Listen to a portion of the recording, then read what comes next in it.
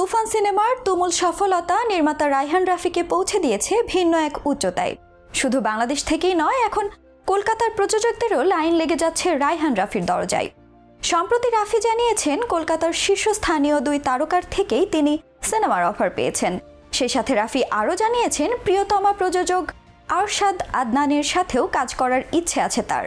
তবে দেবজিতের সাথে সিনেমা করার প্রসঙ্গে ঠিক কি বলছেন রাফি, কি হবে তুফান 2 সিনেমার, সেই সব কিছুর আলোচনা থাকছে আজকের এই ভিডিওতে। হিট মেশিন রায়হান রাফি এখন বাংলা ভাষাভাষী পরিচালকদের মধ্যে সবচেয়ে বড় নাম, যার পারিশ্রমিক এখন সুপারস্টারদের কাছাকাছি। এরপরও প্রযোজকদের চাহিদার শীর্ষে আছেন এই নির্মাতা। এমনকি কলকাতার প্রযোজকদের নজরেও আছেন রায়হান রাফি। সম্প্রতি কলকাতার তারকা জিতের সাথে রাফির সিনেমার গুঞ্জন শোনা যাচ্ছে, এমনকি আসছে দেবেরও নাম। সাংবাদিক তানভীর তারেকের এক ইন্টারভিউতে রায়হান রাফিকে এই প্রসঙ্গে জিজ্ঞাসা করা হয়। রাফির নাম উল্লেখ না করেই বলেন, কলকাতার টপ 2 তারকার থেকেই সিনেমার অফার পেয়েছেন তিনি, তবে এখনো তিনি এ ব্যাপারে আলোচনা করেননি। রাফি জানান, তুফানের পর কলকাতা থেকে অনেক অফার পাচ্ছেন। এই সিনেমা নির্মাণের সময় সেখানকার কলাকুশলীরা বলেছেন, এরকম স্টাইলে সিনেমা নির্মাণ তারা আগে কখনো দেখেনি। রাফি জানান, তিনি কখনো তারকা দেখে সিনেমা বানান না, আগে গল্প ঠিক করেন, সেই গল্পে যে তারকা মানানসই হয় রাফি তাকেই নেবেন, সেটা জিৎ কিংবা দেব যে কেউ হতে পারে। রাফি আরো বলেন, তুফান ছবি তৈরির সময় কোনো সমঝোতা করিনি, যেখানে যা দরকার সবটাই দিয়েছি। তার জন্য তিনি 2 বাংলা ইন্ডাস্ট্রিকে এক হয়ে কাজ করার আহ্বান জানান। দক্ষিণী সিনেমার প্রসঙ্গ টেনে পরিচালক বলেন, দেখুন, দক্ষিণী দুনিয়া একজোট হয়ে কাজ করছে বলে ওদের একের পর এক ছবি বাণিজ্যিক দিক থেকে সফল। কলকাতার কলাকুশলীদের সাথে কাজ করা প্রসঙ্গে রাফি বলেন, এই ইন্ডাস্ট্রির অভিনেতারা আন্তরিক, পরিশ্রমী এবং পেশাদার, পাশাপাশি তারা গুণীদের কদর করেন, তাই কাজ করতে এসে কোনো অসুবিধা হয়নি। তাছাড়া ভাষাও এক বাংলা, মনে হয় নিজের দেশেই কাজ করছেন তিনি।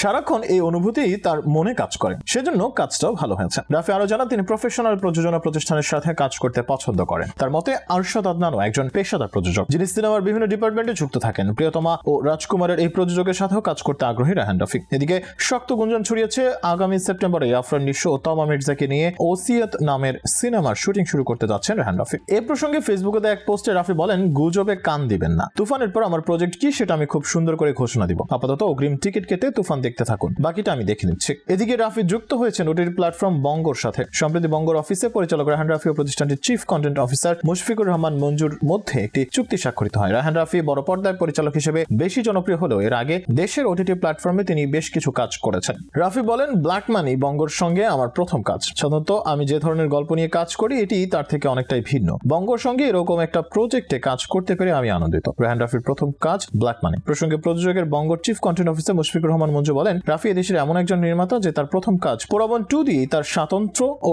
সক্ষমতা প্রমাণ করেছেন। তার প্রতি আমার মুগ্ধতা সেই সময় থেকেই। সম্প্রতি রাফির তুফানের সফলতায় আমি আনন্দিত। ব্ল্যাক মানি গল্পটি রাফি আমাকে এই বছরের শুরুতেই শোনায়, যার ধারাবাহিকতা এবার চুক্তি স্বাক্ষরিত হলো কাজটি। তবে রাফি জানিয়েছেন, আগামী বছর তার সিনেমাও আসবে। এক্ষেত্রে ভক্তদের প্রথম চাহিদা তুফান 2। রায়হান রাফি জানিয়েছেন, তুফান 2 অবশ্যই বানাবেন। তুফানের আগেই তিনি তুফান 2 এর গল্প লিখে রেখেছেন। এদিকে শাকিব খান এখনো তার পরবর্তী সিনেমার নির্বাচন করেননি, অন্তত 5টি সিনেমা আছে তার পাইপলাইনে। রাফি এবং শাকিব দুজনেরই পরবর্তী সিনেমা কি হবে তা জানা যাবে এই মাসের মধ্যে। রাফির কাছে বাংলাদেশের ভক্তদের অনুরোধ, তিনি ভিন্ন ইন্ডাস্ট্রির কোনো নায়ক নয়, বরং দেশের তারকাদের নিয়েই কাজ করে যাক।